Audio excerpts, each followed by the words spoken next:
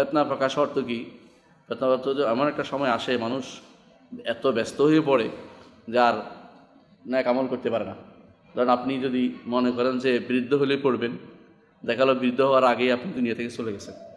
আবার মনে করছেন যে এই তো রমজান গেলে এবাদত করবো, রমজান গেলে আর এবাদত করার সময় পাচ্ছেন না, হজ চলে আসছে, এর মাঝে ব্যবসা।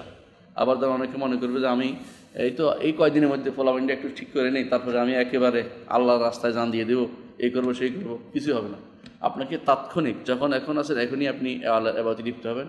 ফজরের সালাতের পরে যে ইবাদতটা, এটা জোহরের পরে করলে হচ্ছে না, এটা ফজরের পরে করতে হবে। যখনটা তখন ইবাদত করে অন্তত আপনাকে এই সময়টা কাজে লাগাতে হবে।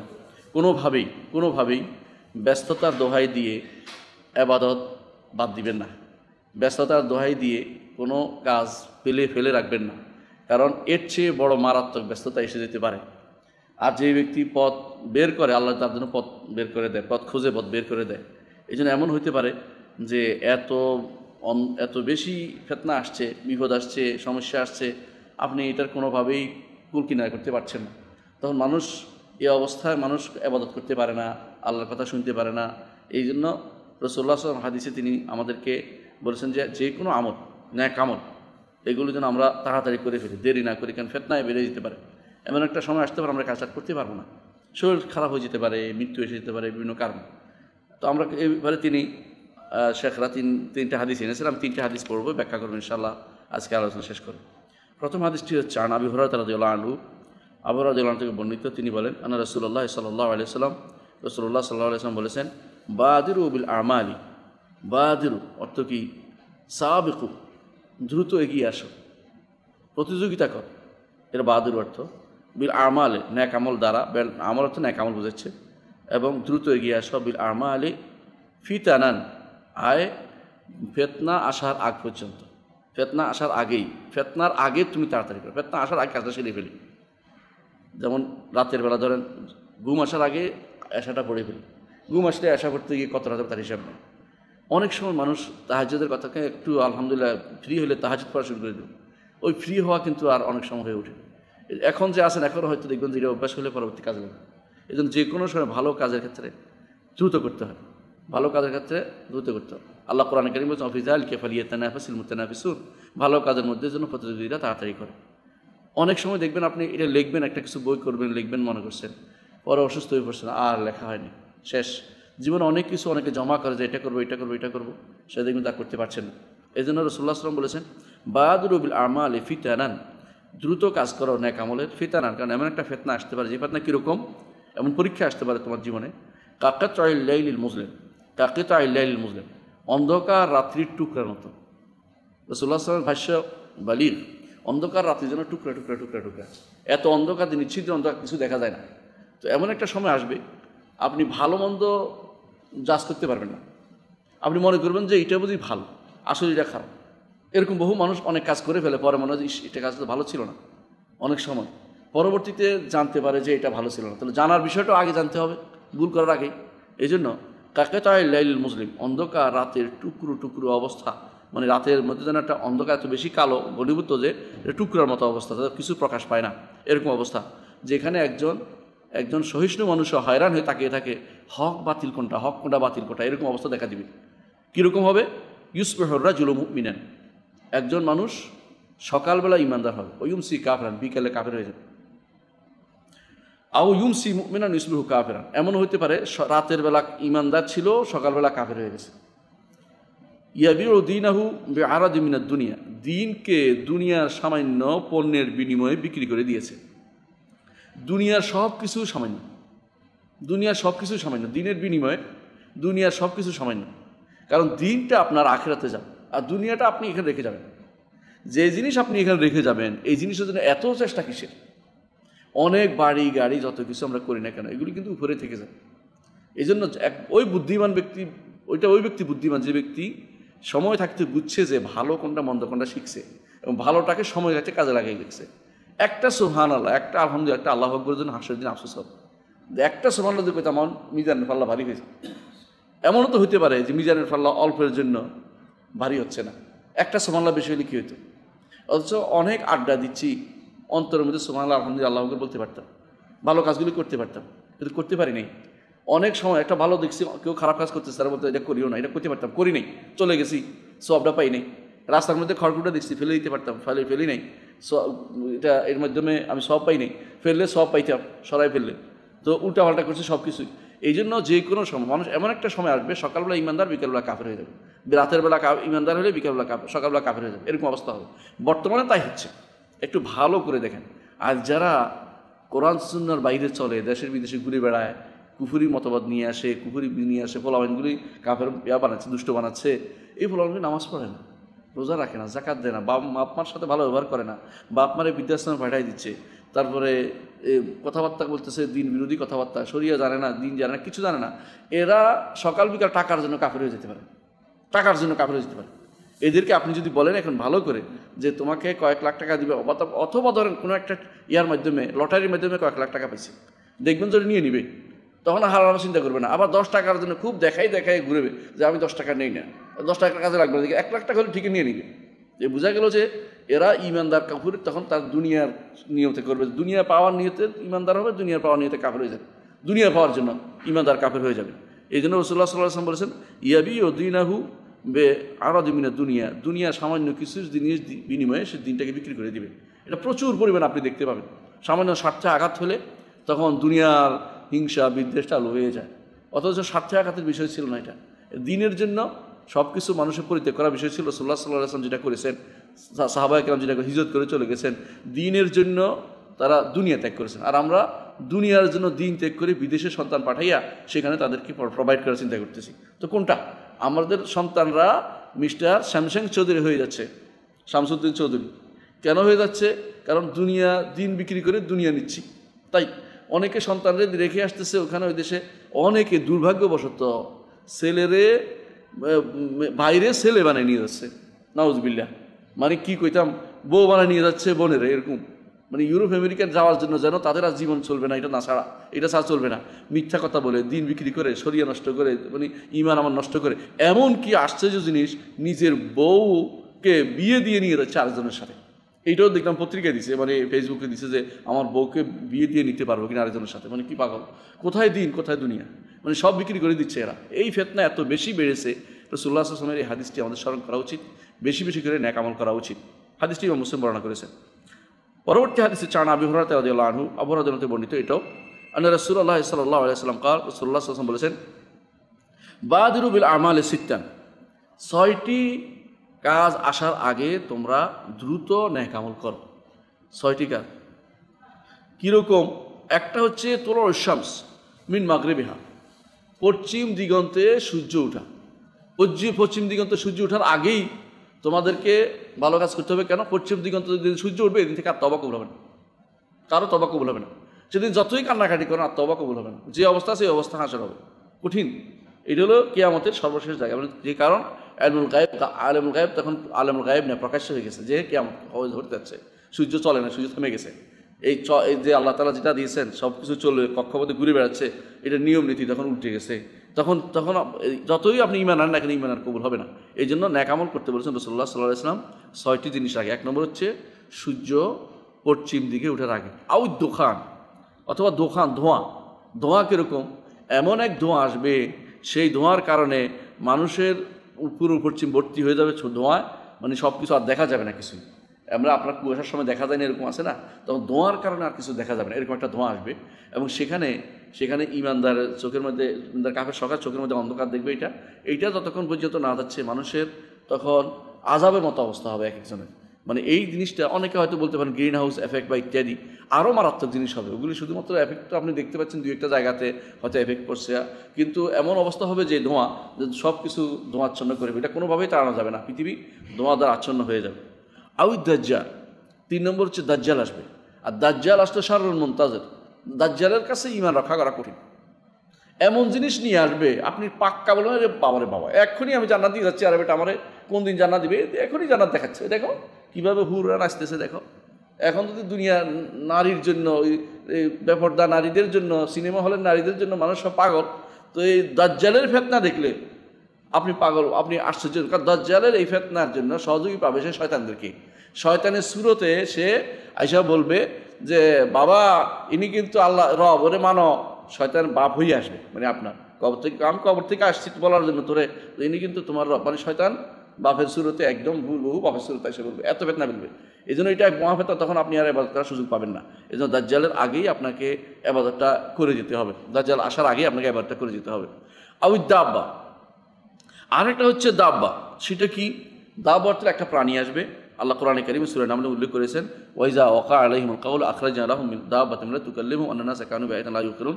একটা প্রাণী আসবে, ওই প্রাণী কি করবে? দাগ দিবে, ইমানদার কাটা কাফের কাটা দাগ দিয়ে দেবে, দাগ দিয়ে দেবে, নাকের উপরে আঘাত করে দাগ দিয়ে দেবে। একটা প্রাণী আসবে, ওই প্রাণী আপনার কাছে মনে হতে পারে, কেউ কেউ না জানে মনে করে এটা বোধ হয় কোনো রোগ ব্যাধির কোনো কিছু না, রোগ ব্যাধি না, একটা প্রাণী আসবে এবং সে দাগ দিবে। হাদিসে আছে যে মানুষের মধ্যে দাগ দিবে সে। তো এইটা আসার আগ পর্যন্ত তখন ইমানদার কবুল হচ্ছে না, ইমানদার কপালে কপালে দাগ দিয়ে চলে যাবে। এই জন্য এর আগে আপনাকে আমল করতে হবে। আও খাসাতু আহাদিকুম, অতন হতে পারে এমন একটা, সেটা কি? নিজে বিপদে পড়ে গেছে। কীরকম বিপদ? নিজের বিপদ কীরকম? কেউ গরিব হয়ে গেছে, দুনিয়া ছিল, তা দান করতে পারবে? পারবে না। অথবা কেউ আছে মরে গেছে, মরে গেলে কি আর এবাদ করতে পারে? পারে না। অথবা সুস্থ আছিল, অসুস্থ হয়ে গেছে, এবাদ আর কিছু করতে পারে না। অথবা আগে বাচ্চা কাচ্চা আছে না, বাচ্চা কাচ্চা আছে, এখন আর ঠিকমতো এবাদ করতে পারতেছে না। অথবা এমন হইতে পারে যে বাচ্চা কাচ্চা এমন ডিস্টার্ব করছে, এমনভাবে মানুষ পাগল বানিয়ে দিচ্ছে, কিছু করাচ্ছে তার নাই। এমন হতে পারে বৃদ্ধ হয়ে গেছে, খুব বেশি চিন্তার ভাবনা বেড়ে গেছে। এমন হতে পারে এমন অবস্থা হয়েছে যে সব রকম বিপদ তার উপর দিয়া। এইগুলি আসার আগে খাসাতু আহাদিকুম, বিশেষ সমস্যা আসার আগ পর্যন্ত একজন মানুষ যেন ইবাদত করে না। কারণ সমস্যা কখন আসবে কেউ বলতে পারে না। এর আগে যখন সুযোগ আছে এই সুযোগটা কাজে লাগানো দরকার। তো এটা কীরকম? অন্য একটা হাদিসে রাসূলুল্লাহ সাল্লাল্লাহু আলাইহি ওয়াসাল্লাম বলেছেন, 5টি জিনিসের আগে তোমরা 5টি জিনিসই করবা। এর মধ্যে একটা হচ্ছে তোমার যৌবনকে কাজে লাগাও বৃদ্ধ হওয়ার আগে, যৌবনকে কাজে লাগাও বৃদ্ধ হওয়ার আগে। আরেকটা হচ্ছে তোমার অসুস্থ হওয়ার আগে তোমার সুস্থতাকে কাজে লাগাও। আরেকটা হচ্ছে তোমার ফ্রি সময়টাকে কাজে লাগাও যতক্ষণ ব্যস্ত হওয়ার আগে। আরেকটা হচ্ছে তোমার অভাব, তোমার প্রাচুর্যকে কাজে লাগাও, সম্পত্তিকে কাজে লাগাও অভাবী হওয়ার আগে। আর সর্বশেষ যেটা 5 নম্বর, যেটা হচ্ছে তোমার মৃত্যুর আগে জীবনটাকে তুমি কাজে লাগিয়ে নাও। মৃত্যুর পরে তোমার কে দিবে না দিবে খবর নেই, সন্তান দিতেও পারে নাও দিতে পারে। আপনি যেরকম ভুলে যাচ্ছেন আপনার পিতা মাতাকে বা এরকম সবাই ভুলে যাবে। আর দুনিয়া এখন এমনভাবে বাড়ছে যে অনেক কিছুই ভুলে যাবে, অনেক কিছু ভুলে যাবে। হয়তো কোনোদিন কবরের কাছে গেলে মনে হবে, কিন্তু অনেক সময় তারা সন্তান সন্ততি স্ত্রী পরিজন নিয়ে এত ব্যস্ত থাকবে আপনাকে তারা ভুলেই যাবে। সুতরাং বুঝতে পারছেন যে খাসাতু আহাদিকুম, এর আগেই, এই ব্যস্ততার আগেই আপনাকে ইবাদত করে যেতে হবে। আও আমরুল আম্মা, অথবা ব্যাপক কাজে ব্যস্ত হওয়ার আগেও আপনাকে ভালো কাজ করে যেতে হবে। ব্যাপক কাজ কি? ব্যাপক কাজের মধ্যে আছে এমনভাবে আসছে মানুষের উপর ফেতনা, যেমন কয়দিন আগে করোনা গেল আবার দেখবেন যে হঠাৎ করে দেখবেন যে ডেঙ্গু আসছে, মানুষ ব্যাপক মানুষের যে বিপদ আসছে। আবার এমন হইতে পারে যে কিয়ামতের ঘনিয়ে গেছে, ফেতনা চলে আসছে। এমন হইতে পারে যে সমস্ত মানুষের বিপদ আসছে। অথবা এমন হইতে পারে আপনাকে বিপদে পড়েছে কি, আপনি নেতৃত্ব দেওয়ার জন্য ব্যস্ত হয়ে পড়ছেন। অনেক মানুষ রাজনীতি করে না, দৌড়ে দৌড়ে সারাদিন, তাদের আবাদতের সুযোগ গেছে, আবাদত মাঠে মারা গেছে, কোরআন তেলাওয়াত বহুত মাঠে মারা গেছে ওদেরই। তো এরকম বহু আছে যারা এমন জিনিস নিয়ে ব্যস্ত হচ্ছে যেটা মানুষের কোনো দরকার নেই। নেতৃত্ব আপনি দিচ্ছেন, কর্তৃত্ব করতেছেন, হাসরের দিন কেউ আপনার পক্ষে থাকবে না, যত নেতাই থাকুক না কেন। ভালো কাজ করলে সেটা শুধুমাত্র আপনার কবরে যাবে, কিন্তু নেতৃত্ব কর্তৃত্বের জন্য যত ব্যস্ত হয়ে পড়বেন আপনি। অনেক সময় তামান্না মানে আশা করতে, আমরা যখন ইউনিভার্সিটি যখন ছিলাম, এই চেয়ারম্যান ছিলাম ডিপার্টমেন্টের, যে এত ব্যস্ত চেয়ারম্যানশিপটা কোনোভাবেই নেওয়া উচিত হয়নি। কেন নিয়ে আরেকজনের জন্য আমার নিজের জীবন রান শেষ করা, এই বৃদ্ধ হয়ে যাওয়া, অসুস্থ হয়ে যাওয়া, ডায়াবেটিস হয়ে যাওয়া, কী জন্য লাভ? কারণ এর আগে যে আবাদ করি নাই, এখন এটা কাজে লাগাতে পারতেছি না। তাহলে বোঝা গেল অন্যের জন্য নিজের জীবন নষ্ট করার আগেই আবাদতটা করে দিতে হবে। রাসূলুল্লাহ সাল্লাল্লাহু আলাইহি ওয়াসাল্লাম 6টি জিনিস উল্লেখ করেছেন। একটা হচ্ছে পশ্চিম দিগন্তে সূর্য ওঠা, একটা হচ্ছে ধোঁয়া, একটা হচ্ছে দাজ্জাল, একটা হচ্ছে দাব্বা প্রাণী আসা, যে প্রাণী দাগ দিবে, আর একটা হচ্ছে একান্ত নিজের সমস্যা, একটা হচ্ছে ব্যাপক সমস্যা। এই 6 রকমের সমস্যা আসার আগেই প্রত্যেকটি মানুষ যেন আবাদতকে করে নেয়, নেক আমল করে, রাসূলুল্লাহ সাল্লাল্লাহু আলাইহি ওয়াসাল্লাম সেটা বলেছেন। তাহলে বোঝা গেল যে এই কাজগুলোর আগে আমাদের কাজগুলো করতে, প্রতিদিনের প্রতি মুহূর্তটাকে আমার গনিমত মনে করতে হবে, যে আল্লাহর পক্ষ থেকে এই মুহূর্তটা আমার একটা বিশেষ একটা আল্লাহর রহমত আমার জন্য আছে, যে এটা করতে পারছি। এই জন্য সকাল বিকেলের দোয়াগুলো আমরা লিখি, আল্লাহর রাস্তায় মুখস্থ করে ফেলবেন যতটুকু পারেন। এখন দাঁড়িয়ে বসে মুখস্থ করে ফেলবেন, সালাতের পরে জিকিরগুলো মুখস্থ করে ফেলবেন। এগুলি কোনোভাবে ছেড়ে দিবেন না। কেন ছেড়ে দিবেন না? আপনার ছেলে কী করে পড়ার কথা, আমি আমার নিজের জন্য করে যাই, আমার সন্তান কী করে পড়ার কথা, নাও তো হতে পারে। এমন তো হতে পারে সন্তানটা করবে না, এমন হতে পারে আমি নিজেও করতে পারবো না বৃদ্ধ হয়ে গেলে। এখন যেহেতু রাসূলুল্লাহ সাল্লাল্লাহু আলাইহি ওয়াসাল্লাম আমাদেরকে এটা করতে বলেছেন, তিনি করতেন, আমাদেরকে এটা করা উচিত। আমি শাইখ হোসেন ইবনে তাইমিয়া রাহমাতুল্লাহির কথা মনে পড়ে আমার। তিনি বলছিলেন যে তিনি একেবারে 8টা 9টা পর্যন্ত এই জিকিরগুলি করতেন, এই যেগুলি সকাল বিকেলের জিকির এবং সালাতের পর জিকির। তো তাকে বলা হলে আপনি এত লম্বা সময় জিকির করেন, তিনি বলতেন যে তিলকা গদওয়াতি, এটা সকালবেলা নাস্তা আমার। যদি এগুলি না করি আমার শরীর একদম শেষ হয়ে যাবে, আমি শেষ হয়ে যাব। ঠিক একজন মানুষ অভ্যাস করে নেন, দেখবেন যে আল্লাহ তাআলা রহমত করে হেফাজত করবে, সব কিছু করবে, সাথে আপনার বিশাল এই দিনটা আপনার আল্লাহ তাআলার রহমতের উপর আপনার সবর্দ হয়ে গেল। এদের সকাল বিকালের জিকিরগুলো খুবই দরকার। এই জিকিরগুলো কোনো নির্ধারিত, আলহামদুলিল্লাহ রাসূলুল্লাহ সাল্লাল্লাহু আলাইহি ওয়াসাল্লাম নির্ধারণ করে দিয়েছেন। আমরা আপনাদেরকে চোখের সামনে দিয়েছি একটা, সালাতের পরে জিকিরগুলো ওই পাশে একটা দিয়েছি, ওই পাশে সকালের জিকিরগুলো দিয়েছি। কারণ এগুলি যদি করতে পারেন আপনি শিওর আপনি মিনা জাকিরিন আল্লাহ কাসিরা ওয়া জাকিরাত, আল্লাহকে বেশি বেশি জিকিরকারী, বেশি বেশি জিকিরকারী নারী পুরুষ হিসেবে বিবেচিত হবেন কোরআনে কারিমে আল্লাহ তাআলা বলেছেন। তো এটা আমাদের করা দরকার। আরেকটি হাদিস আমরা পড়ে ইনশাআল্লাহ শেষ করব। 57 নম্বর হাদিস, রাসূলুল্লাহ সাল্লাল্লাহু আলাইহি ওয়াসাল্লাম বলেছেন, আন আবি হুরায়রা রাদিয়াল্লাহু আনহু, আবু হুরায়রা বলেন, তিনি বলেন, যা রাজুল রাসূলুল্লাহ সাল্লাল্লাহু আলাইহি ওয়াসাল্লাম, এক লোক রাসূলুল্লাহ সাল্লাল্লাহু আলাইহি ওয়াসাল্লামের কাছে এসে বললেন, ইয়া রাসূলুল্লাহ, আইয়ু সাদকাতি আযম আজরান, আইয়ু সাদাকাতি, কোন সাদাকা বেশি সওয়াবের, কোন সাদাকা বেশি সওয়াবের। লোকটি জিজ্ঞাসা করছে না যে কোন প্রকারের, আবার রাসূলুল্লাহ সাল্লাল্লাহু আলাইহি ওয়াসাল্লাম জিজ্ঞাসা করছে না কত বেশি, এটা জিজ্ঞাসা করতেছে না, কিন্তু কোনটা স্পেশালি জিজ্ঞাসা করতেছে, মানে কোন সময়েরটা বেশি স্পষ্ট করতেছে, যে কোন সময়ে সদকাটা বেশি দরকার। একজন মানুষ ধরেন ব্যস্ততার সময় যেটা বা অভাবের সময় যেটা, এটা খুবই দরকার বেশি। এটা বলতেছে যে আপনি কত প্রকারের আছে 52 রকমের মাছ দিয়ে কারোর খাবার খাওয়াইছেন, এটা বড় কথা নয়। এটা একটা অভাবী মানুষকে আপনি খাইয়েছেন, এইটা বেশি বড় গুরুত্বপূর্ণ। একজন মানুষকে 52 প্রকার খাইতে পারে না, সে নষ্ট করা, আর একজন অভাবী মানুষকে 10 টাকা দেয়, বিশাল পার্থক্য আছে, যে এইটা তার বেশি কাজে লাগবে, এমন হতে পারে এটা বেশি কাজে লাগছে। এই জন্য রাসূলুল্লাহ সাল্লাল্লাহু আলাইহি ওয়াসাল্লামকে এসে তিনি বললেন যে কখন কোন সদকাটা, কোন সময় সদকাটা বেশি জরুরি, বেশি সওয়াব পাওয়া যাবে।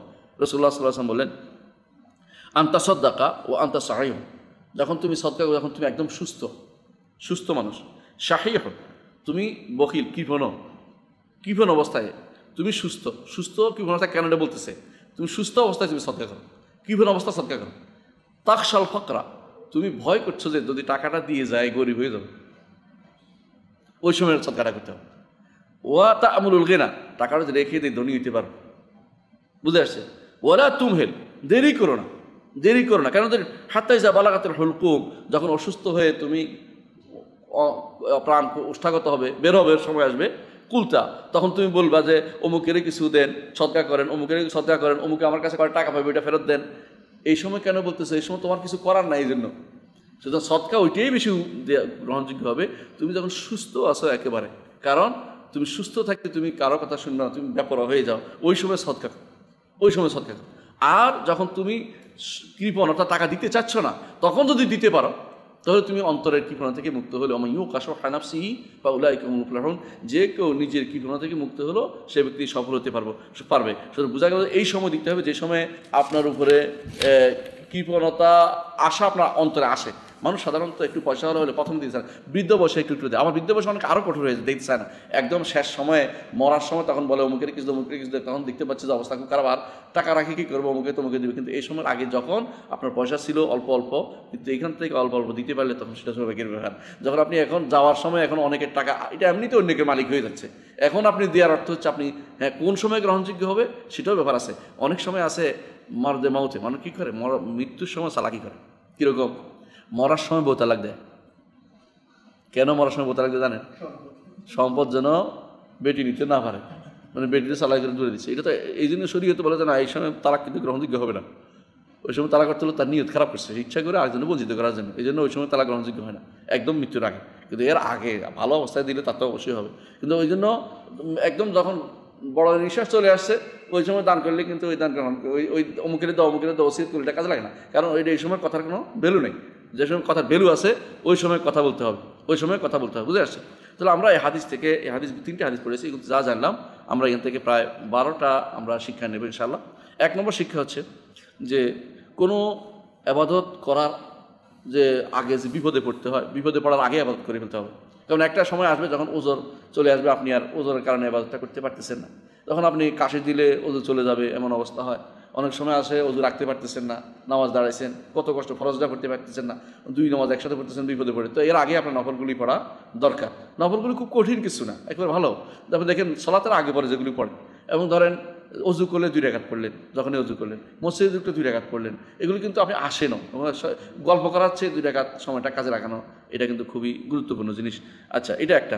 এবং ফেতনা এসে যাওয়ার আগে, ফেতনা এখন কীরকম আসছে, মানুষ দুনিয়া নিয়ে এত ফেতনা, আপনি বিশ্বাস করেন সাহাবায়ে কেরামের এত সম্পদ ছিল না, বাড়িঘর কিছু ছিল না, কিন্তু ইমান ছিল। আর আমরা এখন ইমান বিক্রি করে বাড়িঘর করতেছি। বিদেশে যারা বাড়িঘর করে যাচ্ছে, বিশেষ করে বিদেশ থেকে টাকা পাঠানো বা ইত্যাদি করে অনেক হারামের ভিতরে আছে, অনেকে হালালের তোয়াক্কাও করে না।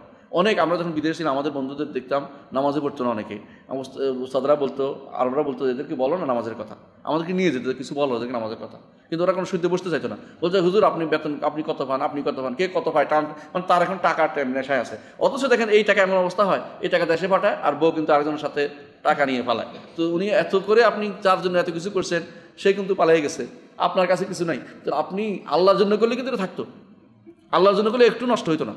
কিন্তু আপনি কার জন্য করেছেন, আপনি নিজে এমন লোকের জন্য করেছেন আল্লাহর বিরুদ্ধে যাইয়া, আল্লাহ তাআলা পছন্দ করেন নাই। এক নম্বর শিক্ষা এটা যে আমাদেরকে নেক আমল সময় থাকতে করে ফেলতে হবে সবার আগে। দ্বিতীয় হচ্ছে অনবরত বিপদ আপদ আসার কারণে মানুষের অন্তর কঠিন হয়ে যায়। কঠিন হয়ে যাওয়ার কারণে মানুষ তখন আর দিতে চায় না, দান করতে চায় না, ভালো কাজ করতে পারে না, তখন অন্তর কঠিন হয়ে যায়। এই জন্য এই কঠিন অন্তর হওয়ার আগেই মানুষের দান করা উচিত। 3 নম্বর শিক্ষা হচ্ছে যে যখন ফিতনা পড়ে যায় তখন দিনকে আঁকড়ে ধরতে হবে। ফিতনা দিনের দিকে তাকাতে হবে। অনেক কিছু হয়ে গেছে, সব বাদ, আমার আল্লাহ তো আছেন, কিচ্ছু হবে না। আপনাকে আপনার ধরেন ভাইয়ে বঞ্চিত করেছে, বাবা বঞ্চিত করেছে, অমুকে কষ্ট দিয়েছে, অমুক করেছে, আল্লাহর সাথে একটু সম্পর্ক রপ্ত করেন, কারণ আপনি শেষ পর্যন্ত এই সব আল্লাহ আল্লাহর কাছে যেতে হবে। সেই সময় সেই দিনেও সে ত্যাগ করবে, সেদিনও আপনার সন্তান আপনাকে ফেলে পালিয়ে যাবে, আপনার স্ত্রী পালিয়ে যাবে, আপনার সব বন্ধুরা পালিয়ে যাবে। আল্লাহ কিন্তু আপনার জন্য আছে। সুতরাং দুনিয়াতে এত সম্পর্ক আপনার কষ্ট দিচ্ছে, তো ওগুলি বাদ দেন, আল্লাহর সাথে সম্পর্ক তৈরি করে দেন। এই জন্য অনেকে হতাশ হয়ে আত্মহত্যা করে, টাকার হতাশ হয়ে যে সব বাদ দিয়েছেন, আল্লাহ এর মধ্যে কোনো কলা নিয়েছেন কি, তার কাছে ফিরে আসার ব্যাপার দাঁড়িয়েছে। যখনই দেখবেন মানুষ আপনাকে কষ্ট দিচ্ছে, এমন এক সত্তার কাছে আপনি যাবেন যিনি আপনাকে কষ্ট দিবেন না, আপনাকে ফেলে দিবেন না। আপনার তিনি সৃষ্টি করেছেন, আপনাকে তিনি আপনাকে তিনি কবরে ভালো ব্যবস্থাপনা করবেন, যা হাসরের মাঠে ভালো ব্যবস্থাপনা, জান্নাতের ব্যবস্থা করবেন, আপনাকে তিনি কোনোদিনই ফেলে দিবেন না। আপনি শুধু তার সাথে সম্পর্কটা একটু গাঢ় করে নেবেন। 4 নম্বর শিক্ষা হচ্ছে যে রাসূলুল্লাহ সাল্লাল্লাহু আলাইহি ওয়াসাল্লাম তিনি যে তার নবুয়তের প্রমাণ হচ্ছে এগুলো। নবুয়তের প্রমাণ কেন? তিনি অগ্রিম বলে গেছেন যে আমার একটা ফিতনা আসবে, এখনও আমরা এটা স্পষ্ট দেখতে পাচ্ছি। এর চেয়ে বড় ফিতনা আমাদের হাতে না। আপনি দেখেন, আপনার 5 জন যদি বসেন, 10 জন মোবাইল নিয়ে বসে আছে, বাপের লোক কথা বলার সময় পাচ্ছে না, মায়ের লোক কথা বলার সময় পাচ্ছে না, মোবাইল নিয়ে বসে নষ্ট করতে সময়টা আছে না। এরকম বহু মানুষ আছে দিন নিয়ে, এই দুনিয়া নিয়ে এত ব্যস্ত হচ্ছে, তারা দিনের কোনো ব্যাপার না। আগেকার দিনে আমরা দেখতাম গ্রামে গেলে গ্রামে গঞ্জে দেখা করতো, আত্মীয় স্বজন দেখা করে আসতো, ঘুরে আসতো। এখন আত্মীয় স্বজন দেখা করে, আত্মীয় স্বজন বরং পালায়, এরাও পালায়, হেও পালায়, কেউ কার সাথে দেখা করতে চায় না। কেন? না জানি আমার কোনো চাকরির কথা বলবে, না জানি আমার কোনো বেতনের কথা বলবে, না জানি কোনো টাকার কথা বলে, না জানি বলে যে এইটা কেন ওইটা কেন, মানে বিভিন্ন রকমের এতে বন্দি করে আত্মীয় স্বজন থেকে পালিয়ে বেড়াচ্ছে। কারণ আসলে রাসূলুল্লাহ সাল্লাল্লাহু আলাইহি ওয়াসাল্লাম যেটা বলছেন ফিতনা আসবে, ফিতনা এসেছে, এটা নবুয়তের প্রমাণ। রাসূলুল্লাহ সাল্লাল্লাহু আলাইহি ওয়াসাল্লাম ভবিষ্যতে যা বলেছে তা বাস্তবে তা ঘটেছে। 5 নম্বর শিক্ষা হচ্ছে যে অনেক কিছু আমরা করব করে রেখে দেই, এটা থেকে দূরে থাকতে হবে। মানে আপনি মনে করছেন যে ইনশাআল্লাহ আগামী মাস থেকে আমি একটা সালাত আর ত্যাগ করবো না, ওই আগামী মাস আর আসবে না। আপনি এখনই আজকে থেকে শুরু করে দেন, নামাজ কোনোদিন ত্যাগ করবো না। আজকে থেকে শুরু করেন যে আমি ফজরের সালাত কখনো জমাত বাদে পড়বো না। আজকে থেকে শুরু করে দেন যে আমি কোরআন তেলাওয়াত করবো, যা পারি আজকে থেকে শুরু করে দেন। এই সময়টা আর নষ্ট করেন না, নষ্ট করলে এটা আর পাবেন না। অর্থাৎ আপনি কোনোভাবেই তা সুইপ করবেন না, সৌফা ও চিরেই করবো এটা আর হবে না, এখনই করা শুরু করে দেন। 6 নম্বর হচ্ছে যে অন্তরে যতই বাধা দেখ, কষ্ট করে 10টা টাকা বের করেন আল্লাহ দিনের জন্য, যেখানে পান খরচ করেন। গরিব দেখতে পান, ফকির দেখতে পান, তবে সিন্ডিকেট ফকিরকে দেখতে আমি বলছি না, যেখানে ভালো আপনি জানেন যে আপনার আত্মীয় স্বজন মধ্যে অনেক গরিব আছে, তাদেরকে আগে দেবেন সবার আগে। এবং এমনকি পিতামাতার জন্য খরচ করবেন, বেশি মন খুলে খরচ করবেন। তারা যদি কোনো আপনার টাকা নিয়ে আপনার ভাইদের দেয়, বোনদের দেয়, খুশি হয়, তো অসুবিধা কি? তারা খুশি হয়ে যেটা করে আপনার খুশি। কারণ রাসূলুল্লাহ সাল্লাল্লাহু আলাইহি ওয়াসাল্লাম বলেছেন পিতামাতার সন্তুষ্টিতে আল্লাহ সন্তুষ্টি। তো তারা যদি আপনার টাকা নিয়ে আপনার ভাইদের দিয়ে দেয়, আপনার সমস্যা নেই, আপনার সব হয়ে গেছে। আপনার বাবার তার কাজ তিনি করেছেন, তিনিও সব পাবেন, আপনিও সব পাচ্ছেন। আপনি যাতে এই কথা বলেন না দিলে তো অন্য দিয়ে দিবে, এই জন্য অনেকে দেয় না, এটা ঠিক না। আপনার দান আপনি দিয়ে দেন, মাকে দেন, আত্মীয় স্বজনকে দেন, মায়ের বান্ধবীদের দেন, এবং মায়ের খালাদের দেন, বা বাপের বন্ধুদের দেন। এগুলি হচ্ছে শরীয়তের বিধান, যে বাবা যদি না থাকে বাপের বন্ধুদের দেয়া, এটা অথবা তাদের জন্য সদকা করেন, তাদের জন্য কাউকে খাইয়ে দেন, এটা শরীয়তে বলে। তাহলে কষ্ট যখন কী প্রণতা থাকে তখন বেশি করে দান করা দরকার। এবং যখন দেখবেন যে আপনার আগ্রহ বাড়ছে কোনো কাজে, তখনই একটু দিয়ে দেবেন। এটাকে আগ্রহটাকে হেলাফেলা করবেন না যে এই সময় কাজটা করে ফেলি, যে একটা আগ্রহ আছে দানটা করে ফেলি বা ভালো কিছু করি। 7 নম্বর শিক্ষা হচ্ছে যে ঋণ পরিশোধ করার চিন্তা করতে হবে আমাদেরকে। ঋণ যেহেতু সবশেষে একটা কথা আসছে যে ঋণ জীবন থাকতে ঋণ পরিশোধ করতে হবে, সদকা করতে হবে, এটা হলো 7 নম্বর শিক্ষা। 8 নম্বর শিক্ষা হচ্ছে যে 7 নম্বর শিক্ষা 8 নম্বর শিক্ষা হচ্ছে যে সমস্ত জিনিস মানুষকে আমল থেকে দূরে রেখে দেয়, রাসূলুল্লাহ সাল্লাল্লাহু আলাইহি ওয়াসাল্লাম এগুলো কিন্তু উল্লেখ করেছেন, মনে আছে? সেগুলি কি? এটা হলো ফিতনা। একটা হচ্ছে কি যে রাসূল বলেছেন যে যেমন কেউ সকালে ঈমানদার বিকালে কাফের হয়ে যাবে, আবার কেউ হচ্ছে কৃপণতার কারণে যে আমি ধনী হইতে চাই, এগুলি ভালো কাজ থেকে অনেক কিছু মানুষের যেগুলি মানুষকে দূরে সরিয়ে দেয় সেগুলি রসুল। এর মধ্যে একটা হচ্ছে বড় হলো ফিতনা। ফিতনা মানুষকে ভালো কাজ থেকে দূরে সরিয়ে দেয়, সুতরাং ফিতনা আসার আগেই আমাকে ভালো কাজ করে যেতে হবে। আরেকটা হচ্ছে অষ্টম যে শিক্ষা তা হচ্ছে কিয়ামতের কিছু আলামত এখানে উল্লেখ করা হয়েছে। কিয়ামতের কিছু আলামত উল্লেখ করা হয়েছে হাদিসের মধ্যে, 6টি আলামত। ছয়টির মধ্যে কিয়ামতের আলামত হচ্ছে 1, 2, 3, 4টা। একটা হচ্ছে পশ্চিম দিকে সূর্য ওঠা, একটা ধোঁয়া, একটা হচ্ছে দাজ্জাল, একটা হচ্ছে দাবা বা প্রাণী, ওই প্রাণী আগমন করা। 6টা আলামত, কিয়ামতের আলামত বলা হয়েছে। 9 নম্বর হচ্ছে তওবার দরজা খোলা আছে, কিন্তু একসময় তওবার দরজা থাকবে না, খোলা বন্ধ হয়ে যাবে। হ্যাঁ। 10 নম্বর হচ্ছে যে সদকা অসুস্থ অবস্থায় দান করার চেয়ে সুস্থ অবস্থায় দান করার সদকা সব বেশি। 11 নম্বর হচ্ছে যে মৃত ব্যক্তির কথা, অসুস্থ ব্যক্তির কথা গ্রহণযোগ্য হবে যতক্ষণ না তার গড়গড়া চলে আসে, উল্টাপাল্টা কথাবার্তা বলে, এর আগ পর্যন্ত তার কথা গ্রহণ করা হবে। আর 12 নম্বর শিক্ষা হচ্ছে যে রূহ বের হয় মানুষের নিচ পায়ের মাথা থেকে শুরু করে এদিকে আসে, অর্থাৎ নিচ থেকে উপর দিকে যায়, বের হয়ে যায় মাথা পর্যন্ত, গলা পর্যন্ত, তারপর বেরিয়ে যায় এখান দিয়ে, নাক দিয়ে, মুখ দিয়ে বেরিয়ে যায়। তো এইটা প্রমাণ পাই আমরা থেকে, কোরআনে কারিমও আছে হাত্তা ইযা বালাগাতিল হুলকুম, যখন হুলকুমে আসে। এবং এখানে হাদিসে আমরা দেখতে পাচ্ছি রাসূলুল্লাহ সাল্লাল্লাহু আলাইহি ওয়াসাল্লাম বলেছেন যে সবশেষে যখন গলা পর্যন্ত চলে আসে রূহ, তখন বলে অমুকের এটা বোঝা গেল যে রূহ বের হওয়ার প্রক্রিয়া শুরু হয় নিচের দিক থেকে, এইখান পর্যন্ত রূহ চলে আসে, তারপর মৃত্যু হয়। এটা আমরা শিখতে পেলাম। আল্লাহ আমাদেরকে এই হাদিসগুলো থেকে শিক্ষা নেওয়ার তৌফিক দান করুন।